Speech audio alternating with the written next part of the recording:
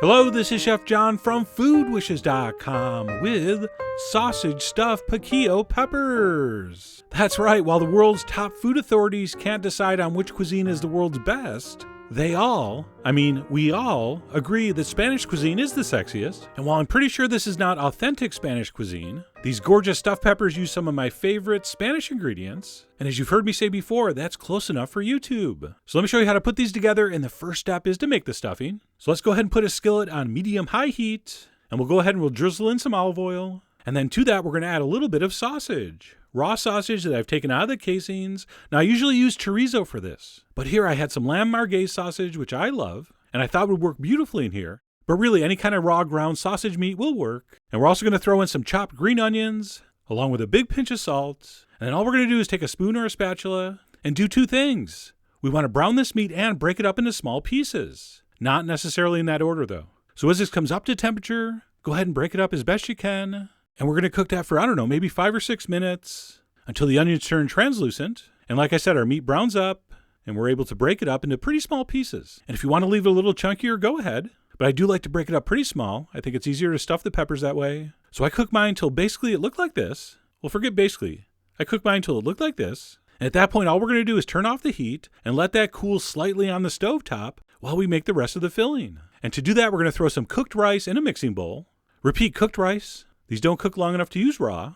And after that, we're going to continue with some hot white-on-white action in the form of some creamy goat cheese. And the beautiful creamy tartness of that cheese is just an absolutely spectacular combination with the peppers. We're also going to toss in some very finely crushed garlic, some freshly chopped Italian parsley. And then, of course, we got to season it up with some cayenne pepper, some freshly ground black pepper, another big pinch of salt. We're also going to add some ground cumin. Although, you know what? I really do much prefer pronouncing it cumin. But I am working on it. And then by this time, our meat mixture should be cool enough to add. Warm is okay. We just don't want it piping hot. So we'll add that to the mix.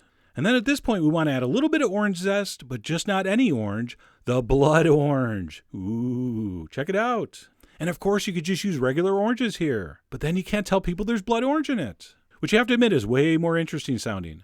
And these are only available certain times of the year. But if you can find them, use them. So we'll go ahead and we'll add some freshly grated zest. And by the way, don't toss that thing. We're going to use a little of that juice later.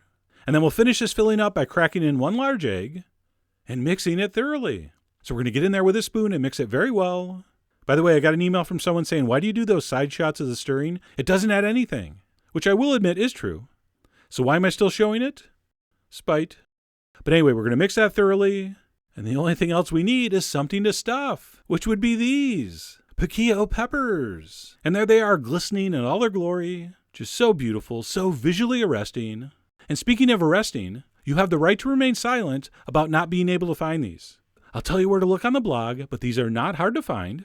They're basically a fire-roasted pimento. They come skinned and seeded. And in the typical jar, you're going to find some that are perfectly shaped and easy to stuff. And then, of course, you're going to have some that are ripped or torn. But it doesn't matter. As you'll see, it doesn't matter the condition or the size. These are all going to work perfectly. So let's go ahead and start filling these. And that could not be easier. Just take a spoon and shove it in. And like I said, that's going to be very easy for the perfectly shaped ones. And this recipe should give you enough filling for about 12 of these peppers. So we're going to fill those up. And when you do get one that's torn open, don't stress. Just place a big old spoon of filling in like that and wrap the pepper around. Although you know what? Wrap is not really a sexy enough verb for this. So actually what I want you to do is envelop them. That's better. And then once all our peppers are filled, we're ready for final assembly. So we're going to need some kind of shallow heat-proof dish. And we'll go ahead and we'll brush that bottom generously with olive oil.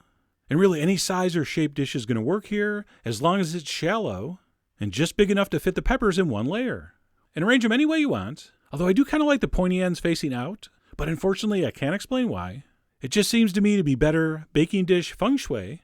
And then once those peppers have been placed perfectly in the pan, we're going to top with a handful of chopped raw almonds. And yes, if you want to use those fancy thin sliced almonds, go ahead. But I just went ahead and chopped up a handful of whole ones, scatter those over, and then we'll finish up with a drizzle of olive oil and another little dusting of salt.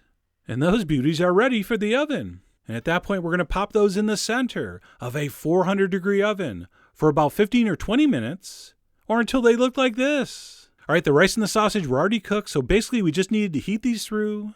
Okay, so those look amazing, but we can't eat them yet. We got to do a couple last very important steps. The first of which would be to take that reserved blood orange and squeeze a little bit of juice over these while they're piping hot. And that little bit of sweetness is really going to balance perfectly with the bitterness of the pepper and the tanginess of the cheese. Just an absolutely beautiful accent. And then after we make it rain blood, orange juice, we'll give it another quick drizzle of olive oil, maybe finish off with a little more freshly chopped Italian parsley, and those sausage and rice stuffed piquillo peppers are done. And as vibrant and visually impressive as that is, the taste of these things is just as incredible. So let me serve a couple up and go in for the official taste. And I'm telling you right now, if you've never had piquillo peppers before, just the plain piece of pepper will impress you.